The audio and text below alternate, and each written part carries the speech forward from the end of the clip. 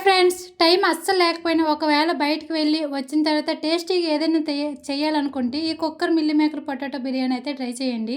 మీకైతే ఖచ్చితంగా నచ్చుతుంది. బ్యాచిలర్స్కి అయితే పర్ఫెక్ట్ అని చెప్తాను. సో కొంచెం జీలకర్ర, పచ్చిమిర్చి, వెల్లుల్లిపాయలు వేసుకొని గోల్డెన్ కలర్ వచ్చే వరకు వేయించుకోండి. తర్వాత అల్లం వెల్లుల్లి పేస్ట్ ఉంటే వేసుకోండి. నా దగ్గర అయితే లేదు కాబట్టి సింపుల్గా ఫ్రై చేసుకుంటున్నాను. ఇక్కడ బంగాళదుంపలు వేసుకొని 2 నిమిషాలు అయితే బాగా ఫ్రై చేయండి. ఆ తర్వాత మిల్లీ మేకర్ ముక్కలు, టమాటా ముక్కలు వేసి కలపాలి. తర్వాత కొంచెం ఉప్పు, పసుపు వేసుకొని 2 నిమిషాలు అయితే ఫ్రై చేయండి. ధనియాల పౌడర్, కారం, ఇందులో అయితే బిర్యానీ మసాలా ఏమీ వేయలేదు కాబట్టి చికెన్ మసాలా పౌడర్ అయితే వేసుకుంటున్నాను.